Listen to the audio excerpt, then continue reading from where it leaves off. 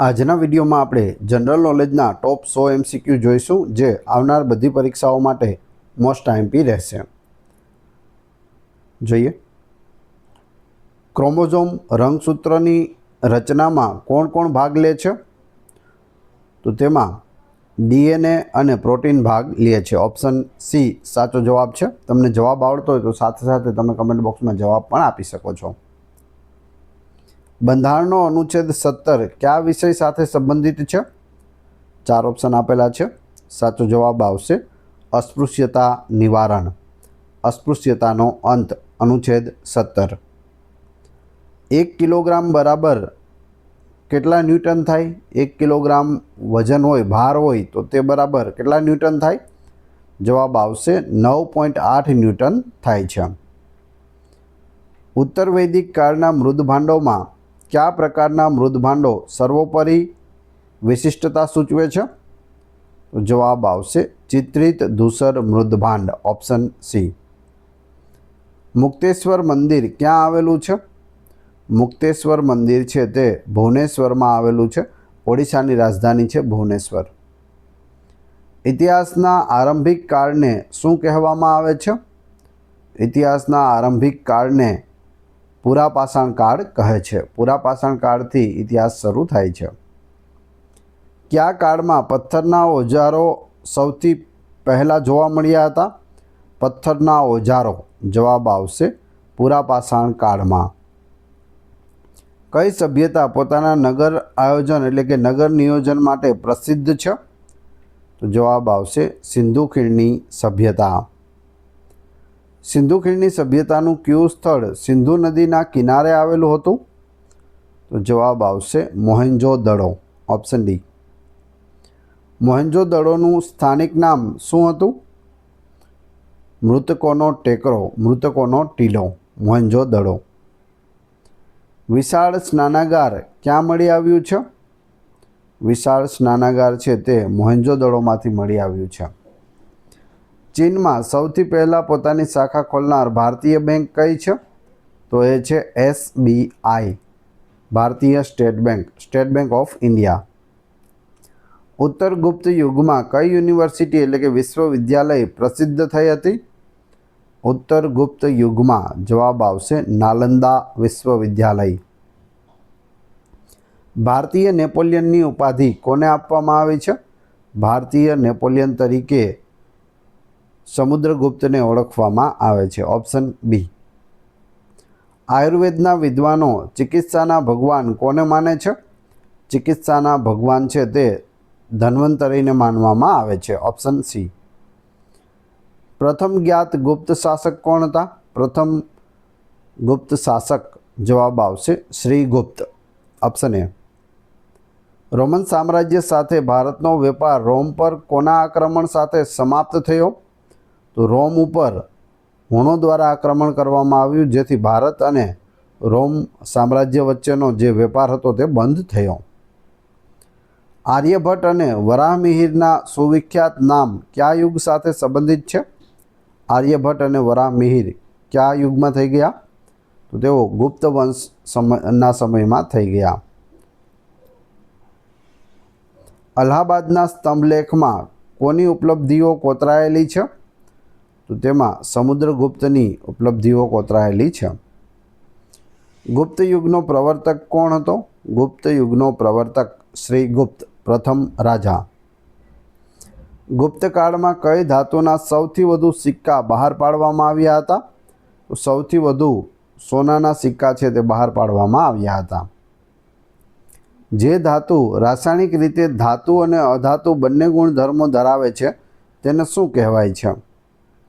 તો તેને મેટેલોઇડ્સ એટલે કે અર્ધધાતુ કહેવાય છે. ધાતુના પણ ગુણધર્મો હોય ને અધાતુના પણ ગુણધર્મો હોય તેને અર્ધધાતુ કહે છે. ખાટા ફળોમાં કયો એસિડ હોય છે?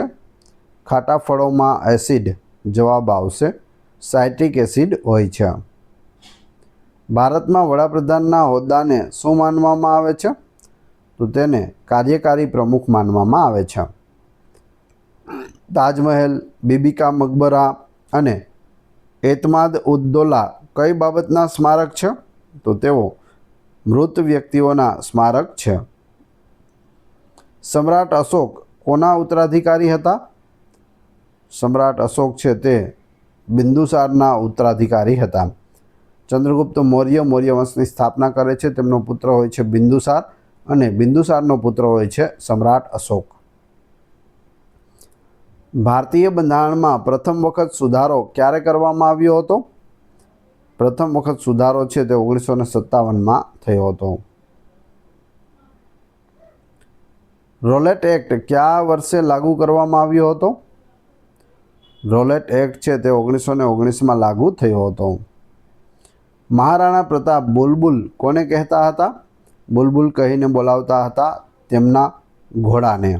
ચેતક નામનો જે ઘોડો હતો તેને શું કહેતા હતા? બુલબુલ કહેતા હતા.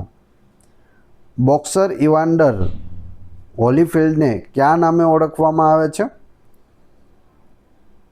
ધ રિયલ ડીલ તરીકે ઓળખવામાં આવે છે. સિંધુ ખીણની સભ્યતાનું બંદર એટલે કે પોર્ટ ક્યાં આવેલું હતું? તો તે લોથલમાં આવેલું હતું. જૈન ધર્મમાં મહાવીર સ્વામીને શું માનવામાં આવે છે? તો મહાવીર સ્વામીને વાસ્તવિક સંસ્થાપક માનવામાં આવે છે. મગધના ઉત્કર્ષ એટલે કે ઉત્થાન માટે નીચેનામાંથી કયો શાસક જવાબદાર છે? તેના માટે બિંબિસાર જવાબદાર છે. ભારતમાં પ્રોફેશનલ 2020 ક્રિકેટ લીગને શું કહેવામાં આવે છે? T20 ક્રિકેટ લીગને ઇન્ડિયન પ્રીમિયર લીગ એટલે કે IPL કહેવામાં આવે છે. સચિન તેંડુલકરને કયા સર્વોચ્ચ ખિતાબથી નવાજવામાં આવ્યા હતા? જવાબ આવશે ભારત રત્ન. સૌથી નાની ઉંમરે ભારત રત્ન મેળવનાર કોઈ વ્યક્તિ હોય તો તે છે સચિન તેંડુલકર. ઇસરોનું હેડક્વાર્ટર ક્યાં આવેલું છે? ઇસરોનું મુખ્ય મથક છે તે બેંગ્લોર ખાતે આવેલું છે. સંસદમાં કયા 2 ગૃહો હોય છે? સંસદની અંદર 2 ગૃહો હોય અને એક રાષ્ટ્રપતિ હોય, 3નો સમાવેશ થાય છે. સંસદ તેની અંદર લોકસભા, રાજ્યસભા અને રાષ્ટ્રપતિ એમ 3નો સમાવેશ થાય છે. 2 ગૃહ ક્યાં હોય? લોકસભા હોય અને રાજ્યસભા હોય. રાજ્યસભા છે તે ઉપલું ગૃહ છે, જ્યારે લોકસભા છે તે નીચલું ગૃહ છે. લોકસભાનો કાર્યકાળ એ 5 વર્ષનો હોય છે, જ્યારે રાજ્યસભા છે તે ક્યારેય બરખાસ્ત થતી નથી, પરંતુ રાજ્યસભાના સભ્યનો કાર્યકાળ પૂછે તો 6 વર્ષનો હોય છે. ભારતનું સૌથી નાનું રાજ્ય કયું છે? તો એ છે ગોવા. રામાયણના લેખક કોણ હતા?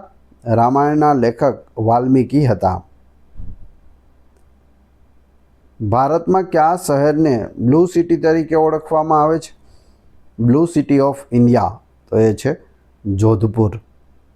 Option B. ભારતમાં કઈ નોટ ઇસ્યુ સિસ્ટમ ફોલો કરવામાં આવે છે? મિનિમમ રિઝર્વ સિસ્ટમ છે તે ફોલો કરવામાં આવે છે. ભારતીય બંધારણમાં કેટલી ભાષાઓ માન્ય છે? તો કુલ 8મી અનુસૂચિમાં આપેલી 22 ભાષાઓ છે તે માન્ય ભાષાઓ છે. મિલ્ખા સિંઘને શું કહેવામાં આવે છે? મિલ્ખા સિંઘને ફ્લાઇંગ શીખ ઓફ ઇન્ડિયા તરીકે ઓળખવામાં આવે છે. ભારતનું સૌથી મોટું રાજ્ય વિસ્તારની દ્રષ્ટિએ કયું છે? વિસ્તારની દ્રષ્ટિએ સૌથી મોટું રાજ્ય આપણું પાડોશી રાજ્ય રાજસ્થાન છે. ભારતના 14મા વડાપ્રધાન કોણ છે? 14મા ક્રમના વડાપ્રધાન નરેન્દ્ર મોદી છે.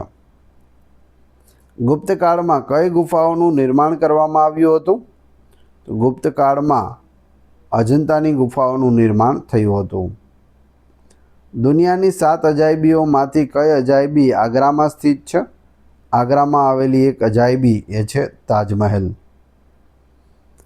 સહ્યાદ્રી પર્વતમાળાને બીજા કયા નામે ઓળખવામાં આવે છે? સહ્યાદ્રી પર્વતમાળાનું બીજું નામ વેસ્ટર્ન ઘાટ્સ એટલે કે પશ્ચિમ ઘાટ તરીકે પણ ઓળખવામાં આવે છે. ભારતની સૌથી જૂની પર્વતમાળા કઈ છે? તો એ છે અરવલ્લી, જે છેક દિલ્હીથી લઈ અને ગુજરાત સુધી ફેલાયેલી છે. ઉત્તર ગુજરાતમાં ઘણા બધા વિસ્તારોમાં અરવલ્લી પર્વતમાળા છે તે ફેલાયેલી છે. અંબાજી મંદિર છે એ પણ અરવલ્લી પર્વતમાળામાં આવેલું છે આરાસુરની ટેકરીઓમાં. કયા 2 શહેરોને ટ્વિન સિટીઝ એટલે કે જોડિયા શહેર કહેવામાં આવે છે? તો જોડિયા શહેર છે હૈદરાબાદ અને સિકંદરાબાદ. હૈદરાબાદ કયા નવા બનેલા રાજ્યની રાજધાની છે? કમેન્ટ બોક્સમાં જણાવી દેજો. ભારતના રાષ્ટ્રપિતા કોણ છે? ભારતના રાષ્ટ્રપિતા મહાત્મા ગાંધી છે. આપણું રાષ્ટ્રગીત જનગણ મન કોણે લખ્યું હતું?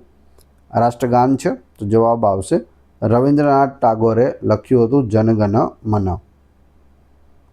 Father of the Indian constitutional એટલે કે ભારતીય બંધારણના પિતા કોને ગણવામાં આવે છે? Father of the Indian constitution જવાબ આવશે ડૉક્ટર BR આંબેડકર.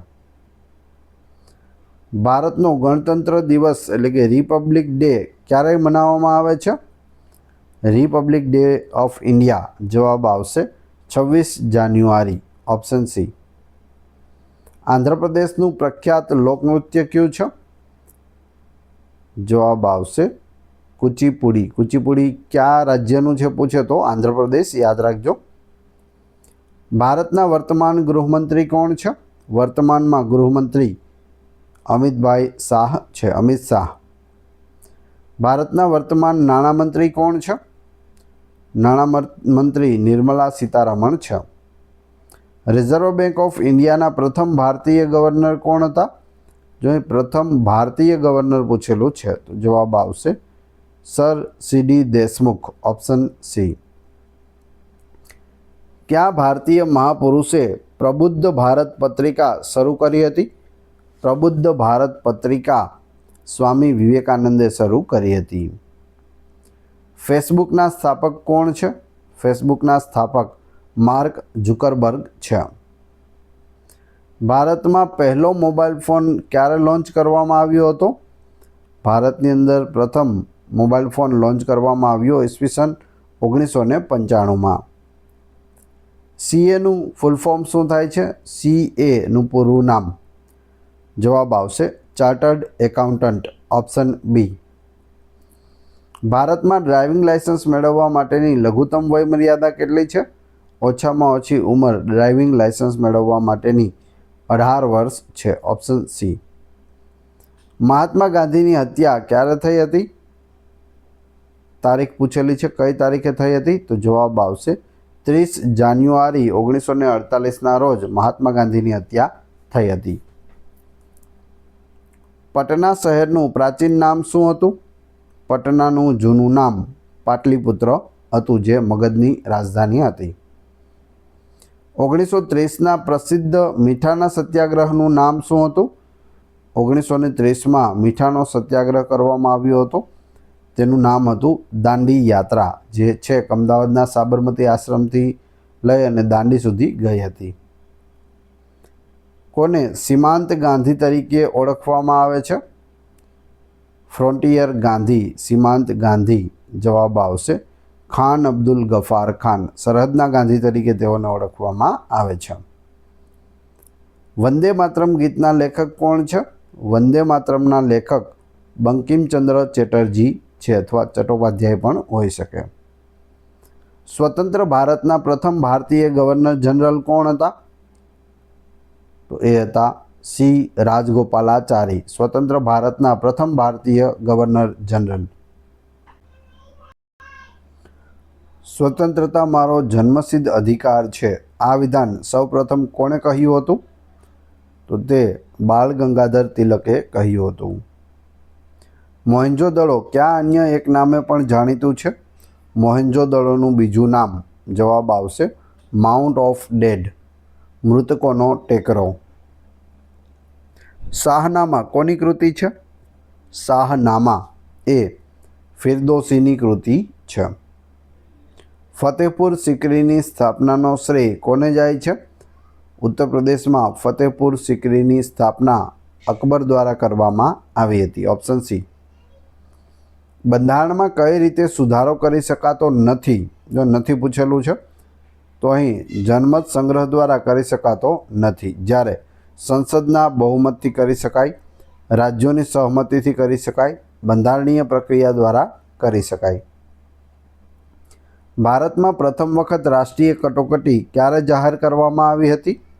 રાષ્ટ્રીય કટોકટી નેશનલ ઇમરજન્સી ઈસવીસન 1962માં. Option A. બંધારણ સભાએ ભારતનું બંધારણ ક્યારે અંગીકૃત કર્યું હતું? આપેલ પૈકી એક પણ નહીં, કેમ કે સાચો જવાબ છે 26 નવેમ્બર 1949ના રોજ બંધારણ છે તે અંગીકૃત કરવામાં આવ્યું હતું, એટલે કે અપનાવવામાં આવ્યું હતું. લાગુ ક્યારે થયું? તો 26 જાન્યુઆરી 1950. અપનાવવામાં ક્યારે આવ્યું? અંગીકૃત ક્યારે થયું? તો 26 નવેમ્બર 1949ના રોજ. આપણે કયા દેશના બંધારણમાંથી મૂળભૂત અધિકારોનો ખ્યાલ સ્વીકાર્યો છે? મૂળભૂત અધિકારો, જવાબ આવશે USA. કેટલા અધિકારો છે આપણા? તો કુલ 6 અધિકારો છે. મૂળ બંધારણમાં 7 હતા, સંપત્તિનો અધિકાર હટાવી દેવામાં આવ્યો, અત્યારે કુલ 6 મૂળભૂત અધિકારો છે. જો રાષ્ટ્રપતિનું પદ ખાલી હોય તો તેને કેટલા સમયની અંદર ભરવું આવશ્યક છે?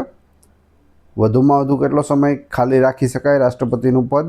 તો 6 મહિના. 6 મહિનાની અંદર ચૂંટણી થઈ અને તે પદ ભરાઈ જવું જોઈએ. ભારતીય બંધારણની કઈ કલમ એટલે કે અનુચ્છેદ જમ્મુ અને કાશ્મીર રાજ્યને વિશેષ દરજ્જો આપતી હતી? તો એ હતી અનુચ્છેદ 370, જેને હટાવી દેવામાં આવેલી છે. રાજ્યસભાના સભ્યનો કાર્યકાળ કેટલા વર્ષનો હોય છે? રાજ્યસભાના સભ્યનો કાર્યકાળ પૂછેલો છે તો તે 6 વર્ષનો હોય છે. દર 2 વર્ષે 1/3 વ્યક્તિઓ છે તે બહાર જાય છે અને 1/3 વ્યક્તિઓની ભરતી થાય છે. ફોર્થ એસ્ટેટ શબ્દ કોના માટે વપરાય છે? ફોર્થ એસ્ટેટ, જવાબ આવશે પ્રેસ એટલે કે મીડિયા માટે વપરાય છે. ભારતના પ્રથમ ઉપરાષ્ટ્રપતિ કોણ હતા? ભારતના પ્રથમ ઉપરાષ્ટ્રપતિ doctor S. Radhakrishnan, doctor Sarvepalli Radhakrishnan. Richter scale પર શું માપવામાં આવે છે? તો રિક્ટર સ્કેલ પર ભૂકંપની તીવ્રતા એટલે કે પ્રબળતા માપવામાં આવે છે. ભારતના ઉત્તરના મેદાનોની જમીન સામાન્ય રીતે કેવી રીતે બની છે? તો તે તલોચન દ્વારા બનેલી છે ઉત્તરના મેદાનોની જમીન. ભારતમાં શ્વેત ક્રાંતિના જનક કોને માનવામાં આવે છે? સફેદ ક્રાંતિના જનક doctor Verghese Kurien. Option B. Ranthambore અભયારણ્ય ક્યાં આવેલું છે? તો તે રાજસ્થાનમાં આવેલું છે રણથંભોર અભયારણ્ય. ભારતના કયા રાજ્યમાં વસ્તી ગીચતા સૌથી વધુ છે? સૌથી વધુ વસ્તી ગીચતા બિહાર રાજ્યમાં છે. બ્રહ્મપુત્રા નદીનું ઉદ્ગમ સ્થાન ક્યાં છે? બ્રહ્મપુત્રા નદીનું ઉદ્ગમ સ્થાન તિબેટમાં કૈલાસ પર્વતનો પૂર્વ ઢાળ છે ત્યાં છે.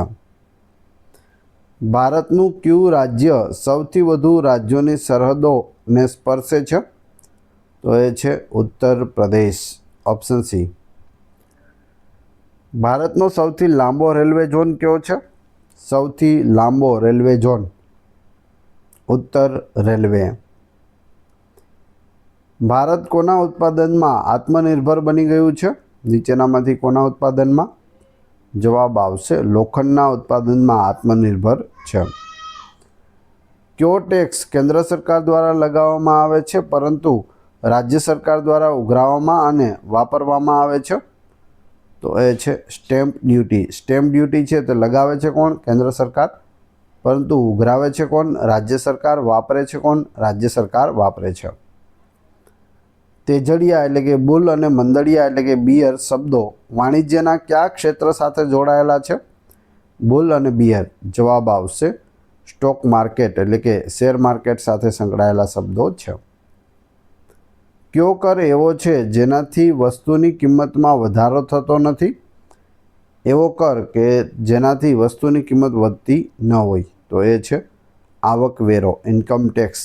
તેના કારણે વસ્તુની કિંમતમાં વધારો થતો નથી. વર્લ્ડ ગોલ્ડ કાઉન્સિલના રિપોર્ટ મુજબ સોનાનો સૌથી મોટો આયાતકાર દેશ કયો છે?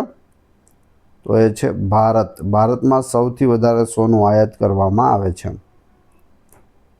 હાર્ડ કરન્સી એટલે શું? હાર્ડ કરન્સી, જેનો પુરવઠો એટલે કે આપૂર્તિ માંગની તુલનામાં ઓછો હોય તેને હાર્ડ કરન્સી કહે છે. પુરવઠો છે તે માંગની તુલનામાં ઓછો, હાર્ડ કરન્સી. ભારત રત્ન પુરસ્કાર મેળવનાર પ્રથમ ભારતીય કોણ હતા?